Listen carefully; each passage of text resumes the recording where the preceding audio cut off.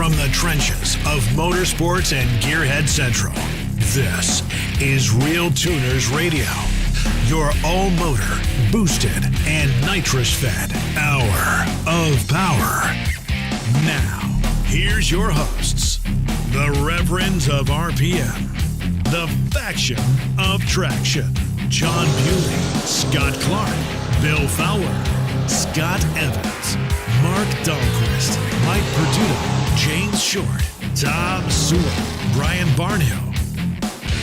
This is RealTuners Radio. What's up, everyone? Welcome back to another episode of RealTuners Radio. Tonight is Wednesday, May 27th, 2020, and this is episode number 125. Tonight we're going to keep it short and sweet because 1 hour after we start, the episode of Jay Leno's Garage featuring Dan Parker will air. Some of us were on site during taping a few months ago and expect this will be a pretty cool thing to see. So let's discuss current events, take some tuning tech questions, and get on with the show. This is RealTuners Radio.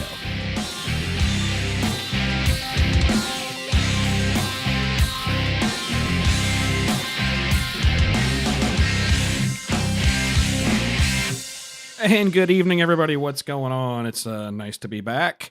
Took a little week off, a hiatus last week, but welcome back to RealTuners Radio, episode number 125. Man, we are getting up there in the numbers.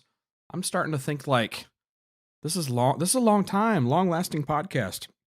Anyway, so make sure I'm not too loud for everybody here. Lots of fun stuff going on tonight, especially. We got Dan Parker. I think we told you guys we filmed, or he taped an episode of Jay Leno's Garage here a couple months ago, and that was out at the Spaceport America out in New Mexico, and he ran a 153 mile an hour pass, and everything went pretty good. It was too windy to go the 200 mile an hour pass, but got the car shook down. And anyway, Jay Leno's crew was on site. And they used my audio gear to record the in-car audio, which I thought was cool. But anyway, that's all you're going to hear from me. I tried to avoid the cameras. I think me and Dahlquist did a good job of avoiding being on TV. But anyway, should be a pretty cool deal. That starts 1 hour from now. So we're not going to go too long tonight. We're going to get offline from CNBC when that show starts. We'll go ahead and back off. But anyway, so let's go ahead and bring in the guys. Gentlemen, how's it going? Can you hear us? Hey, what's going on, man? Wow. Good. So far, so good. I didn't screw up the intro or anything yet. All right. 124 consecutive days without getting the COVID. I had a friend whose father passed away. They attributed it to COVID. He was in a nursing home. Apparently, the nursing homes are where 70% of the deaths are coming from, is what they're saying. Anyway. Yeah, which is unfortunate, but that's still the demographic overwhelmingly. If you look at the CDC numbers, it's way skewed. And the single highest category, if you're ready, is the 85 and up range in terms of the numbers. Yeah. So a lot of people, out there are losing, their oldest family members. Right. And it sucks because they're also losing more people to suicide than these deaths, and losing how many people are without jobs right now. It's super depressing. So man, if you guys are out there and hurting for your job or whatever, hang in there. We feel for you. Reach out to somebody, reach out to us. Hell, if you got concerns, but yeah, we're feeling as much for the people who are suffering because of the economy than anything else. Any other pleasant topics to bring up? So no, Parker, Hey, I got to change an alternator after the show. on your car, your race car? Street Daily car? driver. Oh, on the Envoy? Yeah, I was driving to work yesterday and it started doing some weird shit, like the voltage started going up and down and wiggling on me. And on the way home, it just completely died, and pulled into the driveway and sat there for a second, and it came right back up. So I knew it was the alternator going. Dude, that's the second time in 2 years that alternator has crapped out on you on that thing. They've had that problem on that vehicle for a long time. It's like a normal thing. So it is what it is. So what I typically do, and it sucks because my guy in Omaha closed down here recently that did this, but we used to take alternators, from the parts store and take them straight down to the starter alternator rebuild guy and have him go through them, and he'd cuss at us for a while. You bring me Chinese alternator.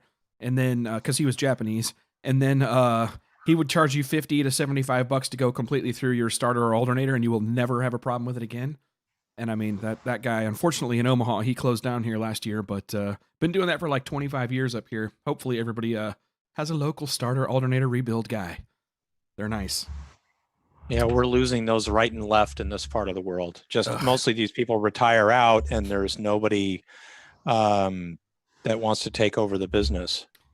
Back in 2006 and 7, when I lived out in Southern California temporarily, I don't know if you remember this, Bill. Chad and I, Reynolds and I did this. There were mom and pop shops all over Southern California area there where we were at. And I was in Inland Empire area. Well, we lived out in Huntington Beach, but there were mom and pop electronics shops. We actually, one weekend on a Saturday, went in and bought everything we needed to make a kit Megasquirt, including to etch our own circuit board.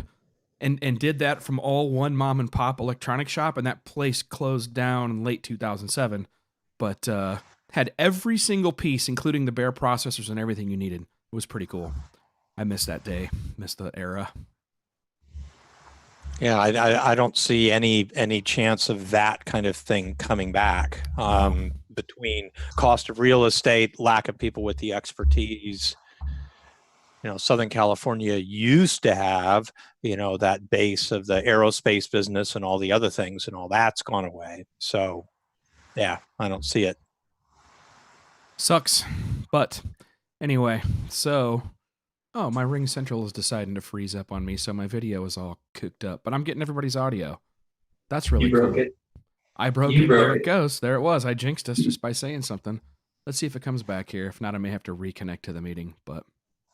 Anyway, so apparently not. It just shows me talking the whole time. I'll just put up the logo and we can just talk through it. So, Dan Parker tonight, 50 minutes from now, CNBC is the channel. You want to look up CNBC. It's pretty much on every major cable and satellite provider, and also on the internet. And you want to watch that. Apparently Elon Musk is on, as well as Leno does a day with the helicopters that fight forest fires in Southern California. And then, they sent us the preview that looked pretty cool. And I think Dan is the third and final segment in that 1 hour episode. But that's a pretty strong lineup. Yeah. Gotta say. Yeah. Yeah. Huge. So it was kind of funny because they were, I think this was Dahlquist's idea. He's having like a watch party, so he's not with us right now, but, he's like, hey, you guys ought to like drive around and have Jay and Dan talking to each other, but have Jay actually steering while Dan's doing the gas and the brakes and all that. And it's so funny because they did that and they showed it in the preview or whatever, the trailer for the show. And I don't know if that was released public or if they just gave it to our group or what. I didn't see it going around publicly, but it was in our private group. But it was so funny because they're sitting there just having a chat back and forth and just driving around, driving through crowds and people and cars in the pits and out on the track. And just you mean like Mustangs leaving a car show? Yeah, exactly. But what's funny is when you talk to Dan in person, he doesn't, dude, you don't know he's blind. What's funny is the only time you know he's blind is, well, let me just back up. When I hung out with him in person the first time, I'd talked to him for 2 years. Known him since remembered him since the first time he just messaged me on Facebook 2-3 years ago. And I met him in person. And what was funny was crew chief Jimmy is like, look, dude, we got to set up the pits. And we have a plan how we set it up so Dan knows where everything's at. Because Dan does work. Dan's always got a wrench in his hand. He can't just stand around. He definitely will not let somebody do something for him, unless he just hits a stop point and he knows it's faster to do with some help. But, always got a wrench in his hand, always doing work. He's the hardest working guy on the whole crew. It's funny when you introduce yourself to him, someone will say, hey, Dan, this is Scott Clark. And as soon as I say, hey, nice to meet you, his eyes will focus on where your voice came from and reach his hand right out to you. And from then on, you don't know that he's blind because his eyes look right at you. It's not like talking to Stevie Wonder or something like that. He literally... And sometimes it's a hindrance because you forget that, the guy will be underneath the car or reaching through something in the trunk, filling a water box or whatever. And sometimes you literally forget the guy can't see. And he suffers from these tremendous migraine headaches, which sucks. But yeah, it's just really cool time to hang out with him. This whole experience has been super cool.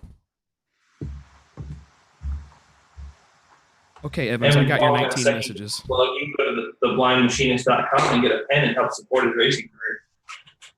Mine seemed to have walked off, but I had to. Right. Oh yeah, Evans, you have to go ahead and kick that guy out because I can't. My app is totally locked up. I've got you guys' audio, but like I can't close the window. Tell you what, let's do this. It'll take me just 20 seconds to restart Ring Central, so I'm just gonna do that real quick. Sit tight. We'll be right back.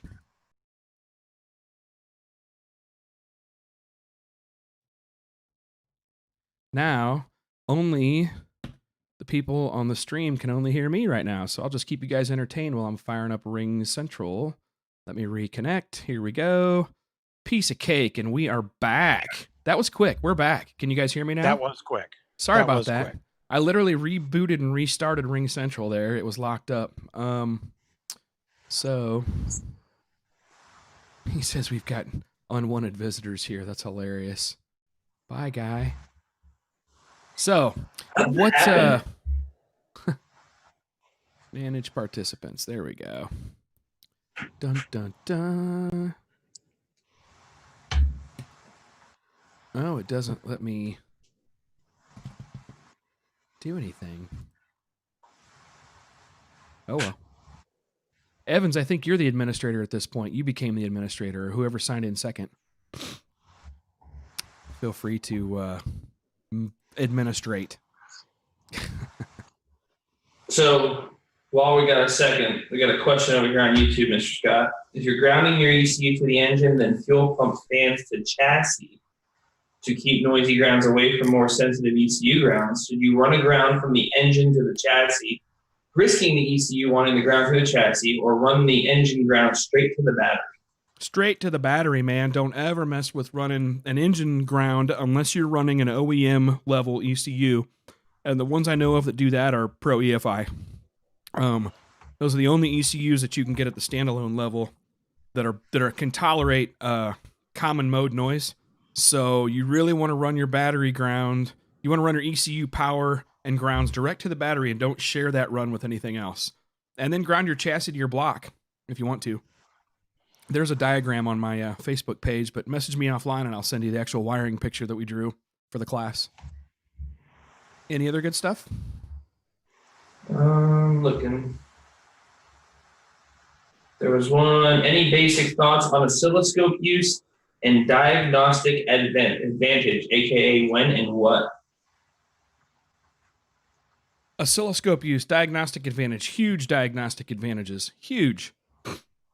You can obviously look at the quality of the crank and cam and vehicle speed sensor signals that you're sending to the ECU. They need to be nice square waves, not rounded edges, not with big spikes in them. You can also look at the quality of your power and grounds.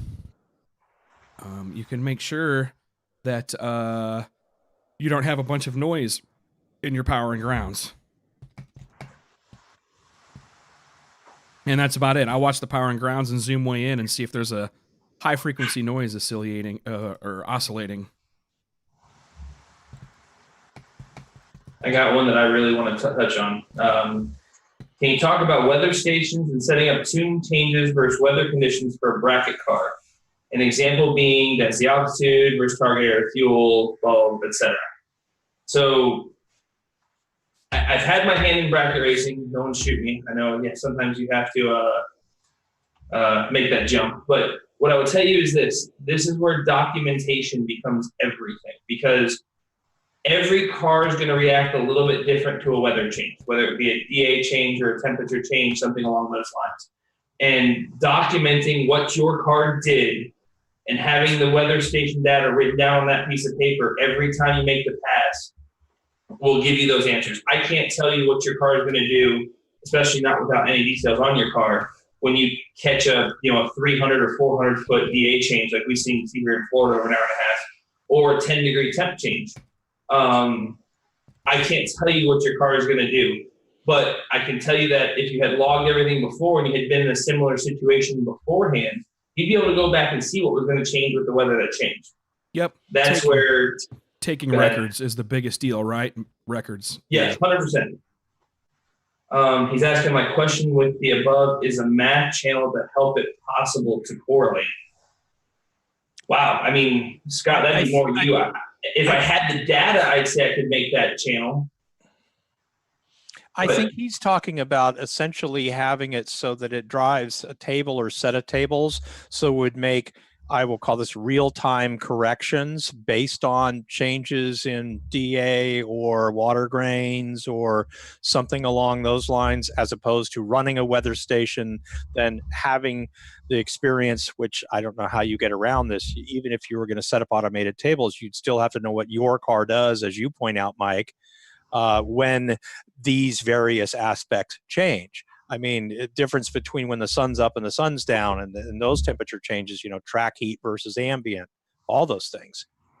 And that's what I think. If I had the data, I could probably build a table to at least somewhat help, but you still have to have the data from all the runs in the past to know how the car's going to react. Yeah, you have to know how your car's going to respond. Hey, maybe I got to take 2 degrees out, but don't forget there's I'll tell you what, the Pro Stock guys, we tried to do that with some NHRA Pro Stock cars I worked with, and we ended up hooking up hygrometers to their Holly to try and figure out, because water grains made a big difference on how much timing you could run on these things.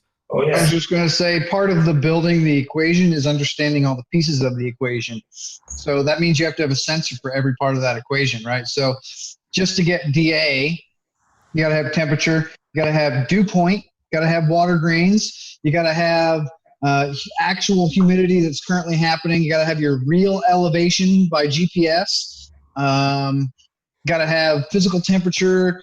There's about 6 other variables that really need to happen to have a true accurate DA. So having all that and having the sensors to do that's the big challenge, because a lot of those sensors aren't just things you can just buy as a 0 to 5 volt sensor. Right. You're going to spend $800 on a single sensor for some of those things because they don't exist in the racing world. They only exist in aviation land. So some of that stuff gets real tricky real quick. And you can kind of sort of halfway fake it with temperature and humidity, and you can get in the ballpark, but you're still not going to get a DA as good as you can with a handheld device that's going to give all that to you. And then you can build a log and build a big book full of data and correlate all that data to make your changes. So it takes a lot of data. Guys, this is a suggestion I had come up with, and I kind of want to do. There's a girl who wrote the website airdensityonline.com, and I really want to get her on here as a guest. And her point was the same as mine, and the same thing. I've had experts argue with me all day long, but in Pro Stock, when I was in the pits with those guys, and they're all friends from the low entry guy to the high end groups. And we would all have our Kestrel handheld air, density, weather station deals, air density, and they would all read something different, and a lot of them wouldn't stay consistently off with each other.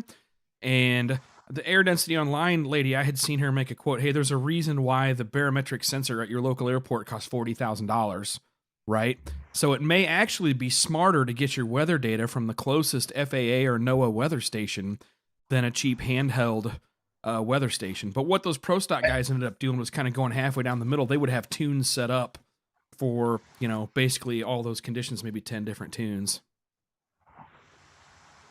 So I use an app that I like a lot, and other guys use other apps too. There are tons of them out there that do stuff. And finding an app that does density, you got to make sure that you find something that doesn't just do the local airport. There are plenty of weather stations around. Sure. I do one that's air density and relative air, something and rad meter is what it's called, right? And I get a screen that looks kind of like this when I look at it, right? It gives me a bunch of stuff. This was all data popped in from somewhere. I was on a drive. I couldn't tell you where I was when I got this. It was just the last thing I did. And I just was curious of what's happening with stuff, right? And having all that data, I can get GPS location with this app, and then it reads the local weather station, whatever the closest weather station is, and then spits it out so that it gives me this info. I can put this info in at the track at that point and at least have a starting point of my data, yeah. whether or not I'm smart enough to actually correlate all Yeah, something And totally different. whether or not I altogether. can make the data actually work for me is a totally different story. That takes years and years of learning how to do that. You can't just look at numbers and assume that it's always going to work because there are so many other factors. But at least I can have a starting point where I can say, hey, this was the density, this was the temperature, this was the way things went. We're similar to what that was, and I can start with a tune-up that was kind of similar on that day. Might get me down the track. I think the other thing that presumes, though, Scott, and this goes back, Scott Clark, you're talking about the pro stock guys back when they could do more testing and you were dealing with a fairly consistent combination over time. I think we live in a world now where most people are changing their stuff week to week, if not month to month. So it's like, well, the car's exactly the same as last time, except now I'm on a 275 and I'm using a bump box and I changed turbos and I shortened up my hot side. So it's like, oh, sure, it's exactly the same. So that I think that's the other problem is I used to have this really nice app that I had on an iPad where I was tracking all the data. You could pull in the local, just the airport, DA and all those elements. And then you entered all the other variables that you had. So on that run, I ran it, starting line tire pressure, starting line temperature, to try and begin to get a baseline. And then that app cratered. And that was the end of that. My mistake for not having it in a spreadsheet somewhere. But anyway, I think that's a very hard thing to do. So one of the big picture questions is, okay, what kind of adjustments can I make? Because as Mike points out, running to try and set a record is very different than being a bracket guy and trying to absolutely, run your package. So different horses for different courses on that. And while I was on the topic of bracket racers, and I kind of made a quick comment about, don't call me, off or whatever. You've never learned more about drag racing you've learned from a bracket racer. Those guys know more about it than anyone you'll ever meet. So I already got a message that, while you took your shots at the bracket racers, I had to back that one up real fast. Yeah, I all my early racing was as a bracket racer a million years ago, and we didn't have anything. And then we made a little gauge that you would literally roll into the beam to check each lane so we could see how much rollout there was from the left lane to the right one, because I only raced at one track basically, which is the original Tucson Dragway a million years ago. But we were playing with what was the rollout, because every time they set stuff up with those beams back in those days, it moved around. So we wanted to know where you were going to be in the beams. And there were a few other things we could do. And sorry, It's all right. once We you love your run the dogs. same track, Squirrel.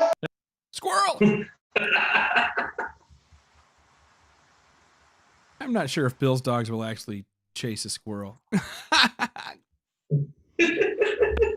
I have the dislocated shoulder to prove that they will occasionally chase a squirrel. Gotcha. Yeah. I know you have high torque all-wheel drive machines if they want to take off after something.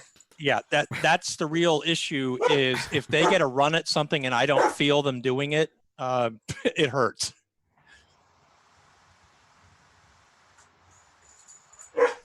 So anyway, what else is going on tonight? We got 30 minutes and counting before we'll exit and get ready for the Jay Leno show. I got Mary. Hey, Scott, there was a question posted earlier about the Max ECU. Yes. Both, kind of there was a generalized question about, is it good? And then there was a secondary question about its ability to go from C16 to E85 and something that it will convert the fuel tables. I have no idea. There is background content management. It's basically you got either a yes or no for certain types of systems. Simpler systems won't let you go in and change the the fuel content type or the whatever the stoic value is. If you're used to Mega Squirt, it's got the required fuel variable that lets you do a nice quick change to the overall to scale everything, so you don't have to go in and change your, like in Holly, you'd have to go in and change your fuel table, your cranking tables, maybe your enrichment tables. Yeah, Max ECU is the next level up, and Mtron takes it even a step further. We like both those systems, man. A lot. The Mtron gets as far in as you can do the fuel specific gravity as well, right? Which is really, really nice. So it's another part of the equation that it's a small change, but it does make a difference. Makes a huge difference though, because like the carbureted guys, if you hang out with Tony Bischoff's shop, dude, they're checking the specific gravity of anything they're about to run through an engine, because that's a big deal for them. They'll run all these different fuels. So I think that's pretty cool. I would say the Max ECU is a really nice step between a Holley and, and an Mtron. Pardon me, I'm choking on popcorn. But go ahead. Is it butter popcorn? It is, man. It's jolly time. Really good popcorn. Mary made some. I mean, it's not the nuke it microwave Orville Redenbacher. It's legit popcorn.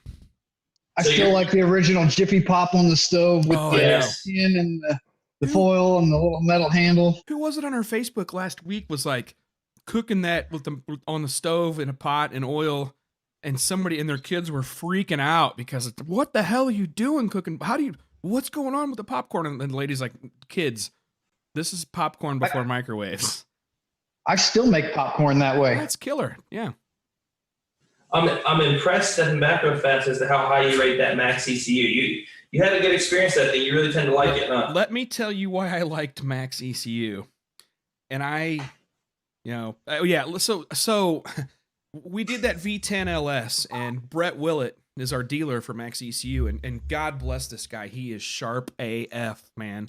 But he had to drive up after work to south of Oklahoma City, to Ardmore, up to one of my favorite dyno shops, Rudd Racing Engines. Michael Rudd, love those guys. Chris Stewart's engine builder. But anyway, love going to Rudd's. Well, he had to drive up to Rudd's after he got off work. Works at Dallas Performance. He's a fabricator at Dallas Performance, which should tell you something about Brett. But anyway, he was driving up, and he's like an hour and a half away, and we've got the ECU, we've got the harness. And you know me, right? I'm like, well, fuck it. I'm gonna start messing with this thing. I want to figure this shit out. I downloaded the Mtron software, did a firmware update, and it literally prompts you, just like Mtron does, for the firmware update. I'm like, all right, cool. Walked my way through it. It has got the coolest oscilloscope interface. So I went ahead and said, hey man, let's hit the start button on this oscilloscope. Let's spin the motor over. You know, we didn't have the coils or injectors hooked up yet. And we found out that we were getting crank signal, but not cam. And their scope actually shows you, hey, here's the trigger threshold voltage that you got to get between these two voltages with your trigger signal for it to register. Super cool, neat display, easy to use. So I literally figured that out. Oh, we've got the cam wired wrong. We used an extension harness and the two outer pins needed flipped. No problem. We got that going. I literally got everything going, except I had picked the wrong cam decoder type. So we went ahead and started the motor on Wasted Spark. And then when Brett got there, he'd like, oh, wrong, here's the cam decoder deal. Boom. We played with the rising and falling edge for a second, found where it was happy. And this V10 LS lit off on sequential 10-cylinder spark, sequential 10-cylinder ignition injection. Now, dude, the 15 minutes total effort, where with other systems, and for me to be brand new with that system and be able to do that is absolutely kick ass. I felt like anybody could do something. And now Steve Nichols is their U.S. tech support guy, and he was on hand. Basically, he's sending me a message, hey, how's it going? I'm like, it's running. Everything seems fine. It's simpler than the Mtron. It's kind of pre-built with SAE units for us American guys to follow along. I had no trouble getting that thing going, and I felt like it was a system that an amateur could get going really easily. That's basically it. But now I'll tell you, this V10 was kind of screwed up because it had the firing order was completely different numbers than the Dodge Viper, but it was the same deal where it had 90 degrees and then 54 degrees and then 90 degrees and then 54 degrees between firing events.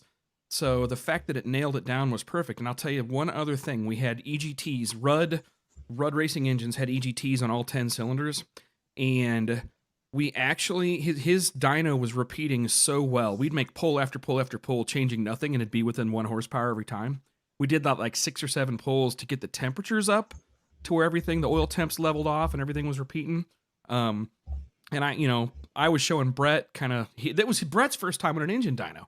And he's done a billion chassis dynos, and he's tuned a lot of stuff, but first time on an engine dyno, so I started showing him, hey, let's adjust timing per cylinder to get these EGTs in balance. Dude, there was like 25 horsepower on that V10 by getting the EGTs in balance with timing.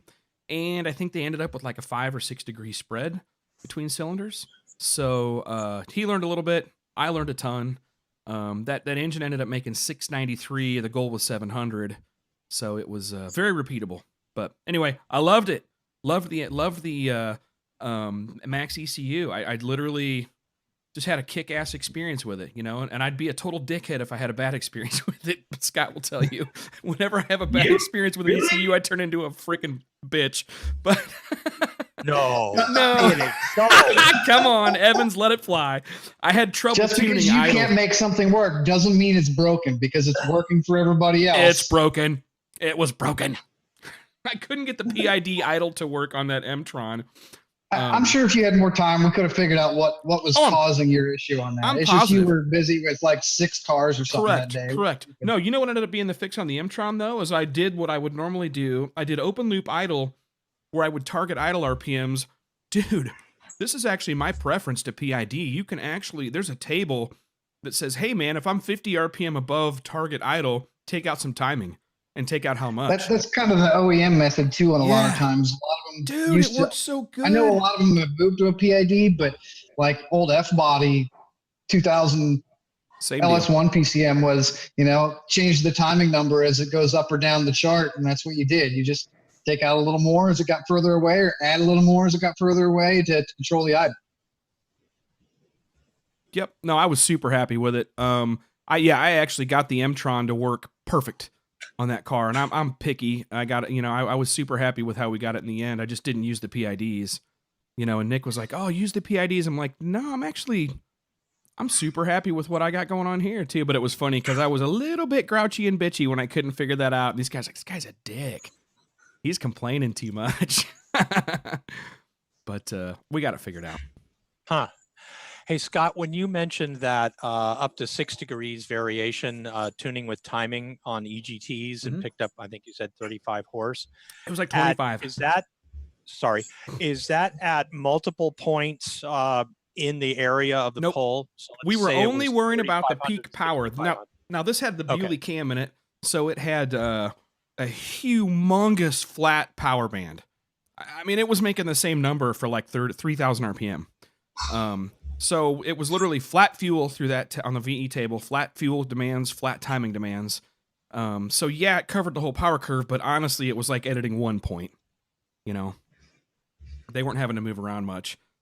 So in other words, the adjustment was really the cylinder to cylinder balance, but you weren't having to change it at 3,500 and 4,000 and 4,500 and all that. I would have if it was Engine Masters. We did that on Mark Dahlquist's Engine Masters Challenge Pontiac, and all the other EMC motors I did. We'd steady state them.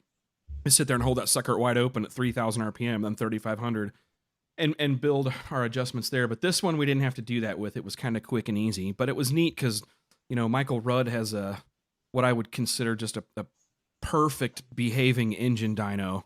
Literally I just like, let's, I'm kind of the dickhead that says, hey, before I change anything, let's see if this engine dyno repeats. And he's like, well, let me make 3 or 4 medium hits to get some temperature and everything. And then I think he made 3 back-to-back hits, and that thing repeated within like 1.3 horsepower each time. And he just looked over at me. He's like, all right, tough guy, do your thing. It was a pretty good time. We worked together well. It's I really like that teamwork approach those guys have down there. They're just good dudes to work with. I mean, they'll give you a lot of shit if your stuff isn't working, but if your stuff is working, it's awesome. So there's a good question on YouTube right now. Is it worth the investment to go aftermarket ECU, or will the stock ECU make do, right? This is a common question we always get, and I think it's worth reminding people that it's only worth investing if it makes a difference for your application. If the stock ECU does 100% of what you need it to do and does it well, then there's zero reason to change. But if it doesn't do something that you need it to do, then yes, change. Get a different ECU at that point. Obviously, if we're talking about ECUs that have built-in 2-steps, most stock ECUs don't have that. So yeah, you need an aftermarket ECU or an aftermarket box to add to the ECU. And then get yourself educated. Get yourself educated. I think for a drag week type application, it's better to have a standalone than to have if you have a heavily modified engine like you're going to run at drag week. I think it's better to do standalone, but commit to learning it. And get your wife or get your shotgun driver, your co-driver, to maybe kind of be responsible for logging, keeping track of stuff. Get some education. And that's, if you read up, he says he's building a street strip drag week supercharged F body that needs to be flex fuel on the 85. And that's where I was going to go. So let's say, let's just compare it straight dollars and cents, nothing else. So we got to unlock the factory ECM. That's $100, right? Then we've got to put a bump box in it. Well, that's supercharged, pro charge, so you don't have to worry about that. But we got to put a 2-step box in it. That's going to be what, $250? So we're $350 in making the stock ECU work. Let's say we need 1 or 2 other modules. How much more money is an aftermarket ECM that has everything included in one box? Let's just say you want to add traction control to it, right? Maybe your factory ECU doesn't really have anything other than the generic stuff that's really not made to do anything with power, so you need a real traction control box. And let's say this thing makes 1,200 horsepower, needs power management. The stock ECM is going out the window. Good call. Good advice. I think about it. Most time people get done, they're probably spending $1,000 anyways. Why not spend $1,000 on an aftermarket ECU that does it all in one box? And that's the point I'm making. And then you end up with, I hit this random rev limiter in the middle of nowhere. Was it the MSD 2-step plugged into my factory coil harness that failed? Or did the factory ECM pull up? You don't know. You know what I mean? So has anybody assembled something that's kind of like a decision tree? And again, I apologize for the noise. Decision tree on kind of looking at these things, because a lot of people want to go stock ECM. I think everybody knows I'm going to attempt this experiment with the Coyote I've got, so throw your rocks now. But the bottom line is there is this cutover, especially on a drag week car. And now we're talking, with Jeremy here with a power adder drag week car. I see that as really tough, although it would be interesting if we had James in here or some of the other guys that spend a lot of time on stock ECU to see, what their take would be on it and how much that would cost to do. I mean, does it squeak? Use WD-40. Does it flop open? Use duct tape. What if it does both? WD-40 and duct tape are an interesting combination. Yes. Brian Barnhill coming in and out of left field, sitting here nodding my head to all of this. Once you exceed the limits of stock ECU, you have to start band-aiding, scaling, etc. It's time for a standalone. Barnhill is probably our most well-rounded tuner on here, and he's not. Is he not? I believe that. Tonight? He's on Facebook. Yeah, I'd say he probably gets the most variety of all of us. Clearly, yeah. The other thing I would say as a tuning consumer, more than being a tuner, because I am not a tuner. I think everybody on here has figured that out a long time ago. But I am certainly a consumer of tuning. And what I found extraordinarily helpful is to have someone to work with consistently who understands your platform, and therefore whether you need to do a remote at 3 in the morning on the side of the road, or you need to ask questions before startup after your cam change, or you need to do whatever the hell it is, it's really good to have someone to work with consistently. I've been lucky enough to work with Scott Clark over a very long period of time. Wow, it has been a long time. So much fun, though. Bill knows how to treat his tuner right. I'm just going to leave it at that, man. He always makes it a cool vacation, flies me out there. You always have killer food, good time. It's like you don't even realize you're tuning. Just too much fun. And then we get to take his car up and down, Pacific Coast Highway and spank on all the Lamborghinis at the stoplights and stuff. Good times. Yeah, we got more of that coming. Hey, I'm ready. Yeah. So anyway, I mean, take it as it goes. I am going to dip my toe in the other water here for a little bit to see how it works. And then you'll all laugh at me and say, see, told you should have gone standalone. But anyway, we'll find out. I told you should have gone LS. Is that what you meant to say? Yeah, of course. And I'm going to get a sex change first because they're equally likely. Oh, shit.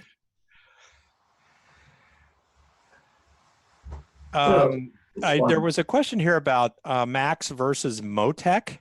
I replied. Take that on?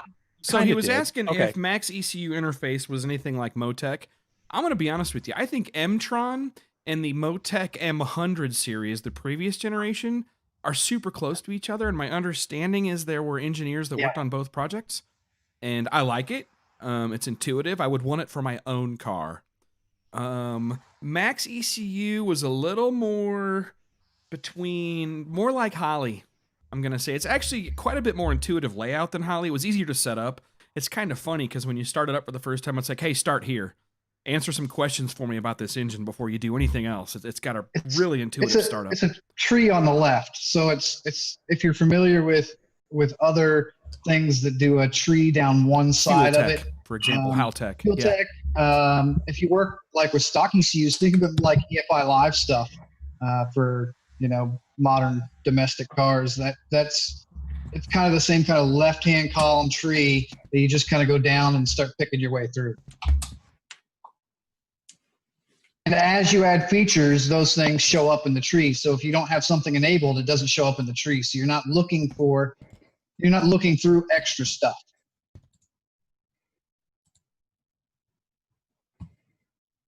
I am so glad to see that we guilted Brian into getting on. Yay, Barnhill made it. He hasn't missed one for so long. I just measured like 6 Dimatosa Panteras and a bunch of other Lamborghinis. Sweet. It's De Tomaso, but sweet anyway. Yeah. Well, I drive Italian bikes. I can't pronounce tomato. I know how to wire them. I can leave it at that. Fast, expensive car. Yeah, these are all hand built. The guy has the car built for Carroll Shelby too. When they built a car for Carroll Shelby, he owns it. Apparently, all of these bodies he copied the Le Mans cars. They're all hand built steel bodies. It's supposed to take 2 hours. We were there for 5. Sweet. No big deal. That sounds awesome.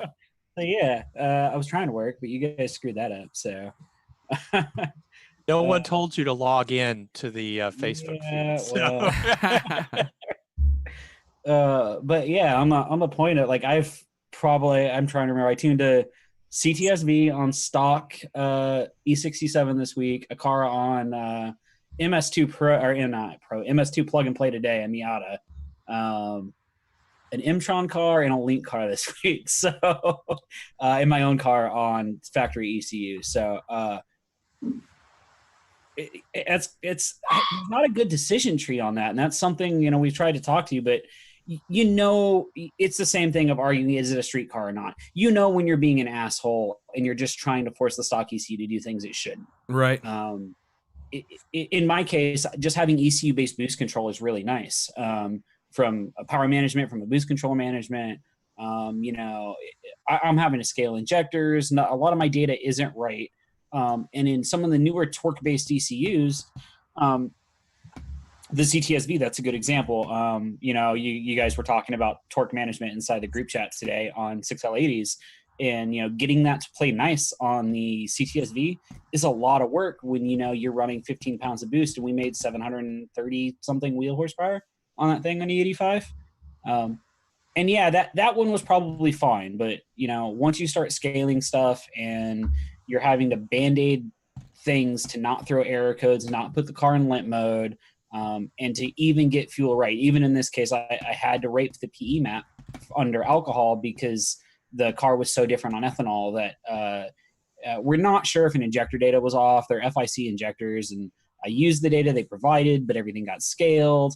So it was okay in this case, but that stuff just cascades. And the more and more error you build in, just because you can make it run the right air fuel ratio and the right timing on the factory ECU doesn't mean that it's going to be right. But that you're hacking stuff and the car's not going to be consistent. And as soon as you start to see that inconsistencies, that's when it's time for a standalone. Or you're running 20 boxes to do what one box can do. Oh my God! Who put cheese There's on a the question pie? from Lee Connor here on Facebook. Yeah. Saying, has anyone ever seen a trigger issue where the ECU will see the cranking RPM with no spark plugs in, but if you put the spark plugs in, no wires connected to them, you don't get a cranking RPM? Oh, let me check on that one. Threshold? Yeah, well, so usually you're not getting, so it's most likely a VR sensor. And VR sensors put out lower output with lower speed. So Ford engines had a problem with this because they use VR sensors. A VR sensor is a 2-wire crank or cam sensor. I'm going to guess, Lee, that you're talking about a VR sensor. We can get to the Hall sensor part in a second if it's not. Let us know. But basically, if you don't spin it fast enough, if you take the plugs out and they spin nice and fast, everything's cool. You put the plugs in, now you have compression, so the speed of the crankshaft, if it's a V8 every 90 degrees, if it's a 4-cylinder every 180 degrees, it slows down a lot. You high enough compression, slow enough cranking, you got the battery in the trunk, all these things compound to make a slow cranking speed. There he goes, it's VR. Thanks, Lee. The cranking speed gets slow enough that it'll lose track. Some systems you can move the trigger wheel around so that the missing tooth happens at a place where the velocity is high. Because a lot of times it can be a problem with the decoder not seeing the missing teeth. Or it can just be not enough speed for the VR sensor to hit that threshold. Can you lower the trigger threshold for the VR input to get it to be happy? I'd try lowering that threshold. He tried dropping it down to 0 volts and it didn't work. Then I think you're having trouble decoding the missing tooth, Lee. Some ECUs have a minimum speed that they are required to spin in order to get that cranking to show up. Even if it's valid signal, it doesn't count as valid RPM until it reaches a certain speed.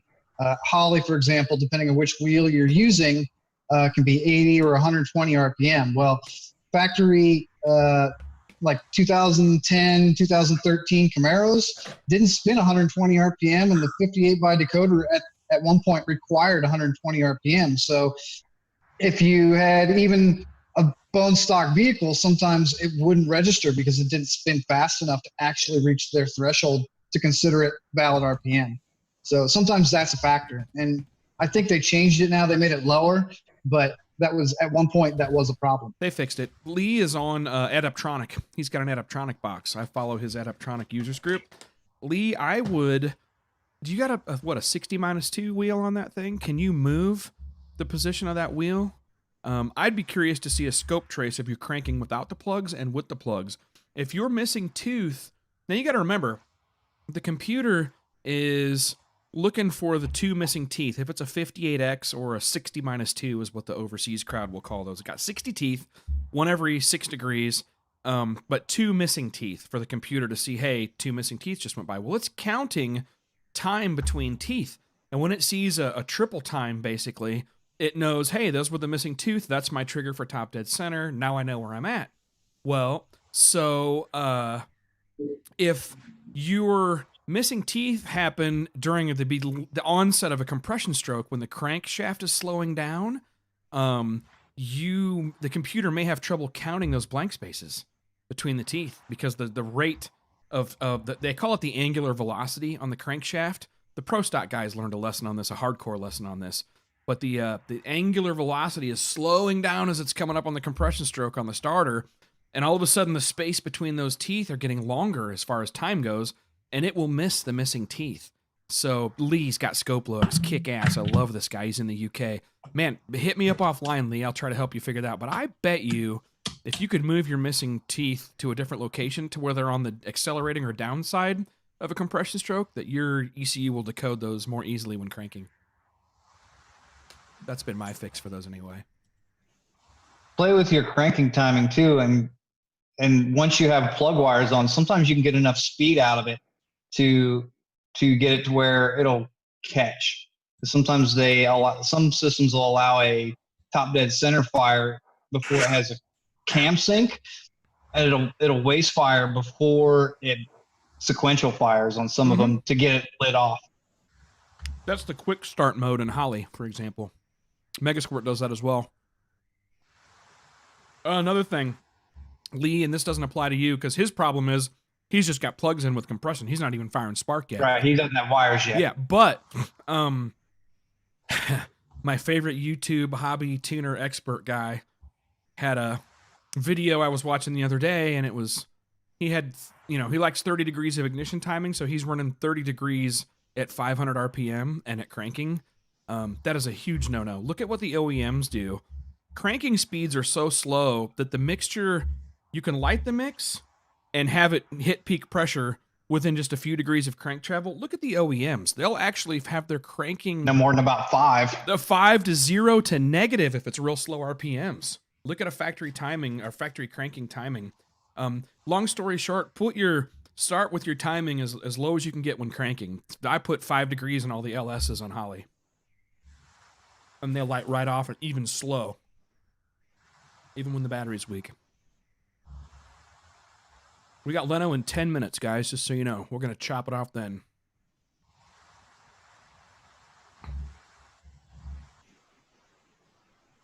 Oh, look at Lee Connor's response. If we put 2 plugs of 4 in, we will see it think it's spinning at half the actual RPM. It's having trouble decoding the missing tooth. Absolutely. Yep. Yeah, so go ahead. If your timing's way off, I saw this on a AM Infinity car. It's actually the car I'm supposed to be reviewing the log on right now. When we first logged in, I know he sent me a log, and I was like, dude, this thing seems like it's cranking really, really slow. Like it was cranking at like 100 RPMs, maybe 80 to 100 RPMs. And in that case, the base timing was so far off that, yeah, it just wasn't trying to fire. And as soon as we did that and it was timed properly, it picked all of that up. And also the window in which it looks for the missing tooth was probably off. That was causing part of it. So, and that was, he took the plugs out and we got a much higher RPM signal, but it still wouldn't fire. And then as soon as we fixed the timing, even with all the plugs in, all of a sudden nothing changed. It wasn't really cranking faster. It was just better at picking up that missing teeth and picking up a consistent tooth count.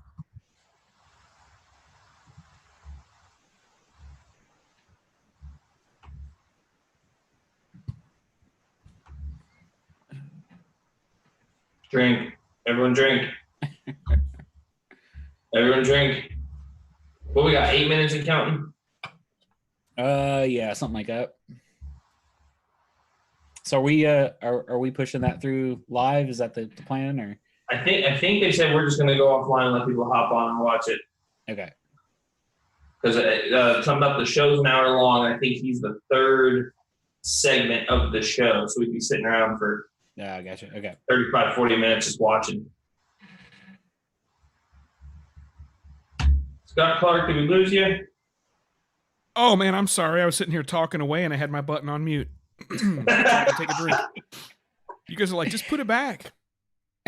No, man, I'm surprised after all that Scott said nothing. I was like, all right, well. I was talking away. I'm like, you fuckers talking right on top of me. Fine. No, that's normal. I'm retarded on the buttons. Evans is hilarious because I'm like, hey, I discovered to do something that Evans knew how to do when he was 7. But anyway, so let's see here. What else, guys? Any other questions coming in? Dun, dun, dun. Dirty old SBC, Jake Hildebrandt. What's up, buddy? Yeah, I still owe you some time, Jake. You should just get me on and help with whatever you want. You mean with like a carburetor and a distributor and points? No. Jake's got an old school small block Chevy, but he's got coil packs and the 36-1 trigger, and he's got the right setup. Scott, what's up with classes, man? What's the deal? What are we doing?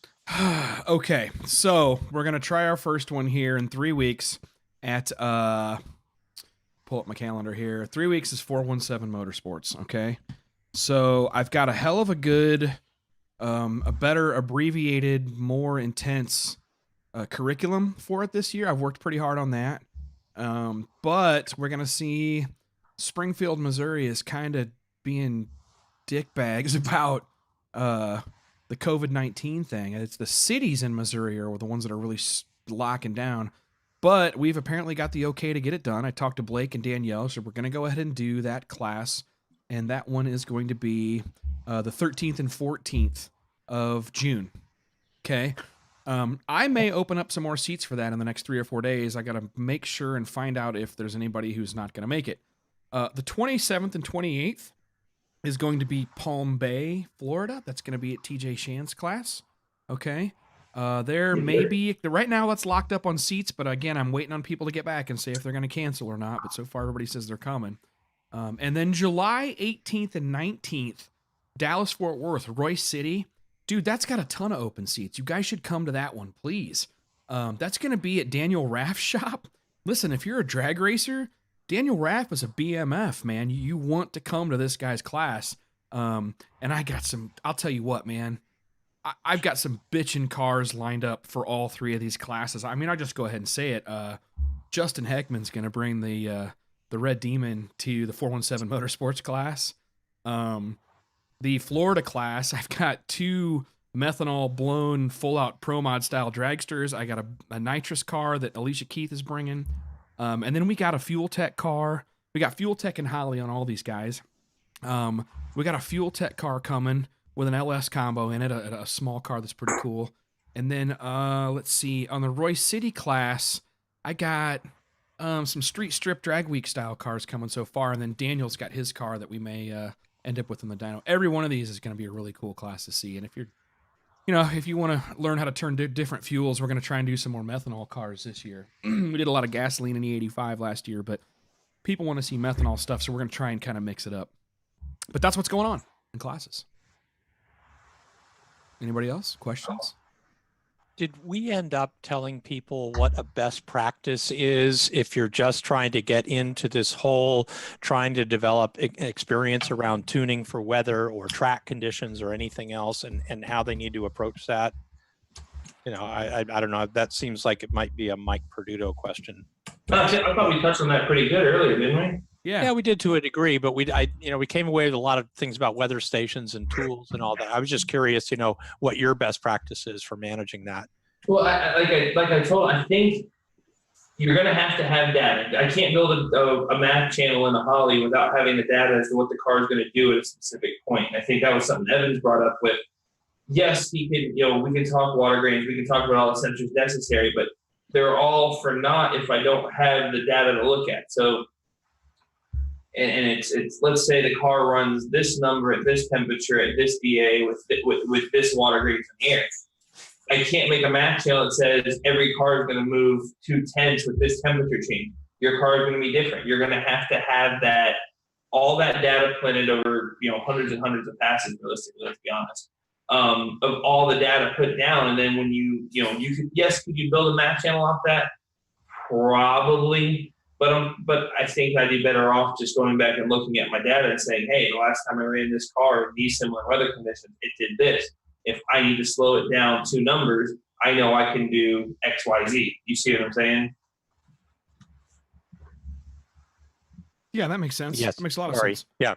The more important thing is knowing what to change in the car. You don't just plug in the ECU. You, like Mike says, man, you got to have a history of data. And, man, you got to do your best to control your variables. I wouldn't even start messing with it till you can get that car to go out and repeat to 0.05. Would you say that's a fair number? Yeah, absolutely. Well, and weather dependent, obviously, but that's where that data is going to come so into play. We're lucky here in Florida. Like I always like to send Scott Clark a little picture of my gauge in my truck. Like we were 104 kPa today. I hate you. Go to just burn in hell. Yeah, and Fowler does the same thing too. I'm like, there's something wrong with your map sensor. No, we're at sea level. It's like 105. Shit. But we might show up to the track today. Now it rained out today, but I might roll into the track, roll through the gauge at 91, and I think I just looked. OSW has this awesome app where you can look at time slips and everything else. And currently, right now, track is 74 degrees, so it would have been a 16-degree temperature swing, and it moved over 1,500 foot of density altitude. Yep. Between when I would have rolled in the gate and that. I've seen but at least you have water move. greens that are always going to be like infinity, so you don't ever have to calculate them because it's always 100%. Oh yeah, we're 96% humidity right now. It's right here on the phone. Like it's 96% humidity right now. And it always rains. It always rains at 3 p.m. where Perduto's at too every day. It's hilarious. Every day. Hey guys, we need to wrap it up. So thanks everybody for the questions. Sorry for the short show tonight, but very good questions. We really appreciate it. And I think basically, let's go watch. Everybody go tune into CNBC right now. And are we going to leave it on here for people that don't have CNBC available to them for as long as Facebook and YouTube will stream it for us? Do you want to try that, Evans? That's what I kind of anticipated, is that we don't own rebroadcast rights for that. So something terrible will happen within about 5 minutes. Right. Okay. Well, the music's playing, everybody. Thanks for tuning in tonight, and we will get out of here and let everybody else go watch CNBC right now. Let's go watch Dan Parker. Have a good time. Thanks, everybody. Take care, and we'll see you next week.